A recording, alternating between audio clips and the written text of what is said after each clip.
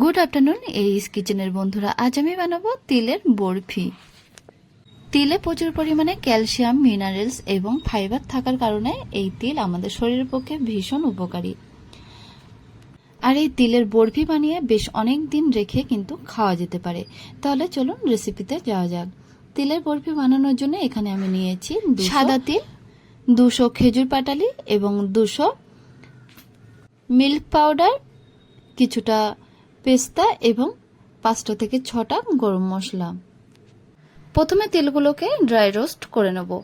দেখুন, মিডিয়াম ফ্লেমে একটি কড়া বসে কড়াইয়ের মধ্যে তিলগুলো দিয়ে দিচ্ছি। এবার গ্যাসের ফ্লেমটা লো টু মিডিয়ামে রেখে অনবরত নাড়তে থাকবো।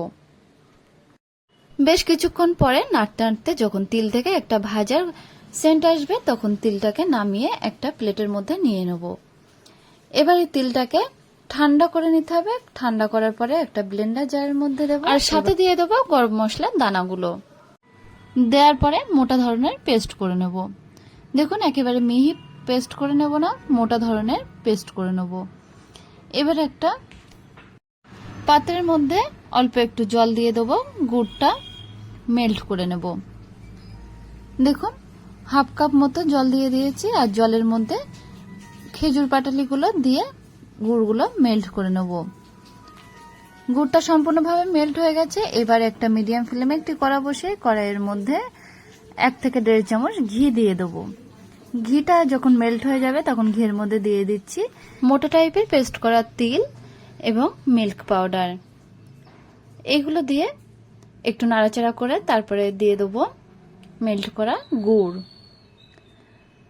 গুড়টা অল্প অল্প করে দিয়ে দিচ্ছি। অল্প অল্প করে দিয়ে তিলের সাথে মেশাতে থাকবো। দেখুন, এবার পুরোটা দিয়ে দিয়েছি। এবার তিলের সাথে বেশ ভালোভাবে মিশিয়ে নিয়ে লো টু মিডিয়াম ফ্লেমে রেখে দেবো বেশ কয়েক মিনিট। যতক্ষণ না তিলটা একটু ঠিক হয়ে আসে ততক্ষণ তিলটা একটানায় নাড়তে থাকবো। তিলের টেক্সচারটা যখন এরকম আসবে, অর্থাৎ কড়া থেকে যখন তিলটা গাছাড়া ভাব চলে আসে তখন নামিয়ে নেব। এবার একটা প্লেটে নিয়ে ঠান্ডা করে নেব। তারপরে গার্নিশিং এর জন্য দিয়ে দিচ্ছি পেস্তা। পেস্তাগুলো একটু হাফ করে কেটে নিয়ে দিয়ে দেবো আর উপর থেকে আর একটু তিল দিয়ে দেব। দেয়া হয়ে গেছে। এবার বরফির আকারে কেটে নিচ্ছি। দেখুন, বরফির আকারে কেটে নিয়েছি। তৈরি হয়ে গেছে তিলের বরফি।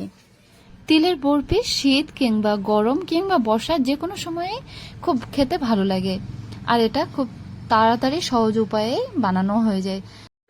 আমার এই রেসিপিটা যদি ভালো লেগে থাকে তাহলে অবশ্যই ভিডিওতে একটা লাইক দেবেন। আর যদি আমাদের চ্যানেলের নতুন বন্ধু হয়ে থাকেন তাহলে অবশ্যই চ্যানেলটাকে সাবস্ক্রাইব করার অনুরোধ রইল।